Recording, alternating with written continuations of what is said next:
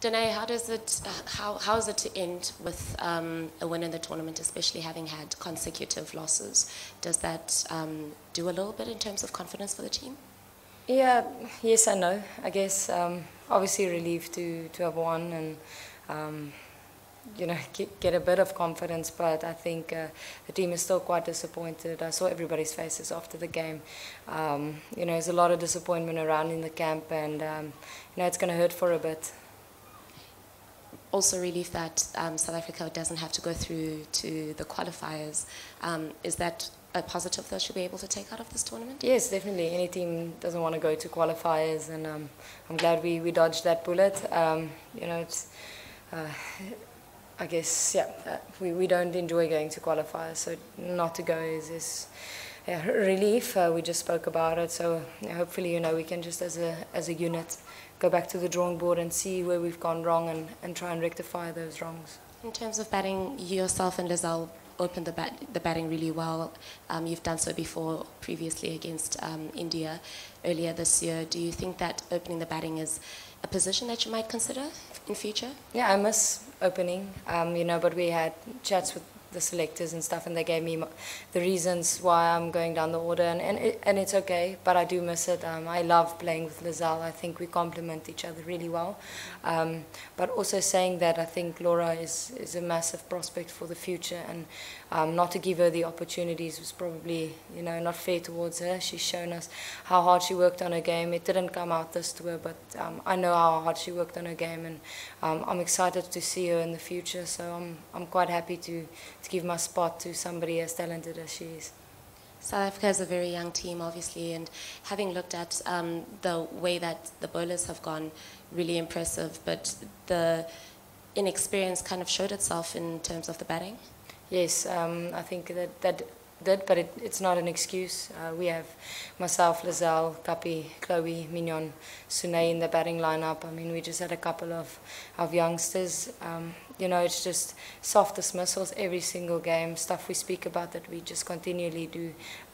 You know, we don't rectify what we do wrong, and I think that was the most frustrating part for me this whole World Cup is, you know, you speak about plans as batters and what you don't want to do, but then you go out there and you do exactly that. So, yeah, I guess we need to get a bit more mentally strong as well.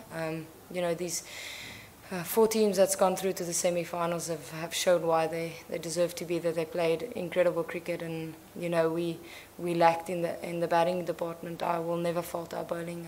I think our bowling stands up to any team in the world. In terms of the women's game as a whole, lots of entertainment in St. Lucia during this this group stage of the tournament. Anybody who says anything about women's cricket and not being as entertaining as the men, what would you say to that? Yes, probably incorrect. You know, if you followed the games, yes, it wasn't high scoring, but I mean, people have to understand the conditions. You know, you're not going to get a belter every game, and it was quite difficult conditions out there for batting, but that's again not an excuse. I think, you know, the show that the teams put on was brilliant to watch, and a couple of nail biters. Tonight 10,000 people came out. I had goosebumps that whole second innings when West Indies was chasing, to see a country coming together and you know, supporting the women is just amazing to see. You know, it just shows you what the West Indian team is doing at the moment, is uniting, you know, a lot of different islands and getting everybody together. And would you say that that's part of the legacy of this tournament? We're not finished yet, obviously, but would you say that, you know, the women's cricket obviously is growing, but the fact that 10,000 people can turn up to watch a game, would you say that that's beginning to create its own avenue? Yes, definitely. I think it was brilliant. You know, when I heard the game was sold out, I wasn't shocked, because I knew it was going to be a great game between 2 great teams, and you know, to get here and see the atmosphere, you know, 10,000 people can rock up, but 10,000 really excited fans that each and every person has rhythm. It's quite exciting to see, and you know, it's just the women's game deserves, you know, a fan base like that, and you know, I hope the whole world saw how much fun the fans had tonight, and you know, all credit to 2 very good sides that put up a very good show for them. this tournament was a standalone, obviously, without the men's, and the next one is going to be as well. Do you think that that's the way it should be going in future? Yes, definitely. I think we need to create our own brand, you know, as women's cricketers and women cricketers. But, you know, we can't shadow behind the men anymore, because I think that's where people make the mistake of comparing women's cricket to men's cricket. And, you know, our skill is just as good in our own right. So, you know, we need to shy away from being labelled, you know, I guess it's the same as the men, because I think that's when people get their expectations all mixed up. So I think it's the way to go, and hopefully, you know, it'll stay.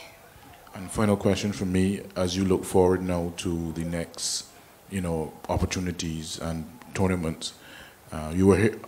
Take you back a little bit. You were here in the Caribbean in September, building up to this tournament. Now this is finished. You've done your post-mortem.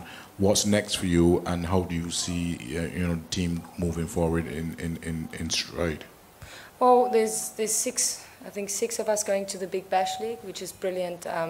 You know, training and preparation for obviously the T20 cricket that's coming up.